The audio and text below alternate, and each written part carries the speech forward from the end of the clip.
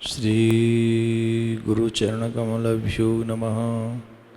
श्री प्रियाकांतजो चरणकमलभ्यो नमः।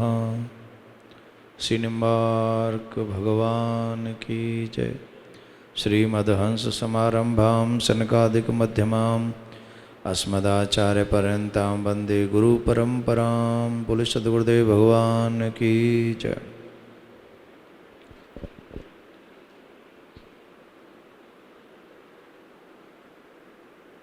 आज बड़ा ही पुनीत पावन दिन है। वो दिन वो समय बड़ा पवित्र होता है जिस समय, जिस पल, जिस दिन में हम अपने गुरु गोविंद के समक्ष उनके स्मरण के लिए, उनकी पूजा के लिए, उनके ध्यान के लिए, मंगल दर्शन के लिए उपस्थित होते हैं। निश्चित जब भगवान की अकारण कृपा होती है तब हमारे मन में ये भाव उत्पन्न होता है कि हमको कुछ ऐसा कार्य करना चाहिए अपने सद्गुरुदेव भगवान के पास अथवा अपने गोविंद के पास चलकर, तीर्थ कर चलकर, वृंदावन चलकर अपने जन्म जन्मांतरों के पापों को नष्ट कर लेना चाहिए। सद्गुरुदेव भगवान के विचारों को सुनकर हमारे हृदय में जो भगवान के प्रति भक्ति उत्पन्न होती है, गुरु के विषय में अगर कहा जाए तो गुरु शरीर नहीं है। गुरु किसी शरीर का नाम नहीं है। गुरु वो विचार है, गुरु वो ज्ञान है जो हमारे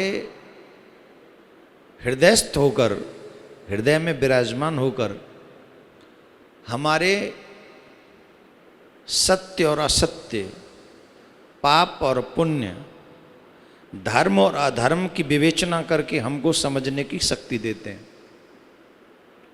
वो गुरु है।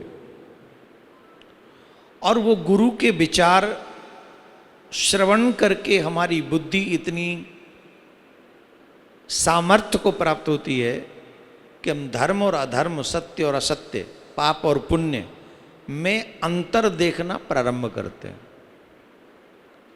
संयोग से जो लोग सत्संगी नहीं हैं, जिनके पूर्व जन्म के पाप अधिकाधिक हैं, जिनको संग भी गलत लोगों का मिला हुआ है, न तो वो गुरु और गोविंद के सामने प्रस्तुत होते हैं और ना ही उनमें धर्म, अधर्म, सत्य और असत्य को पहचानने की क्षमता है।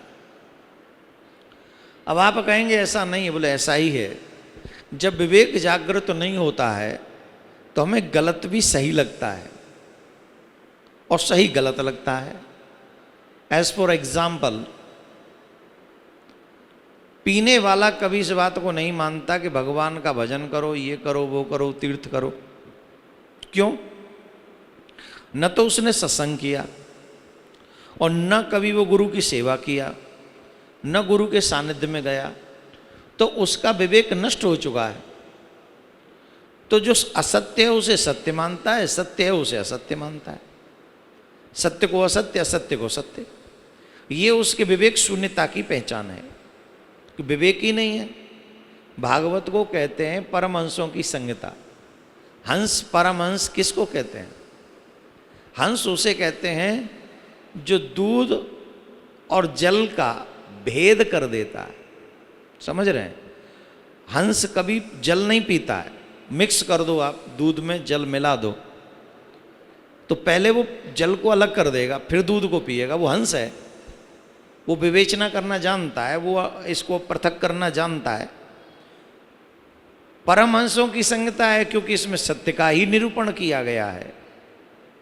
वैसे ही गुरु के सानिध्य में आने के बाद हमारी बुद्धि उन परमहंसों जैसी हो जाती है जो सत्य और असत्य की विवेचना करने में सामर्थ्य को प्राप्त कर लेती है।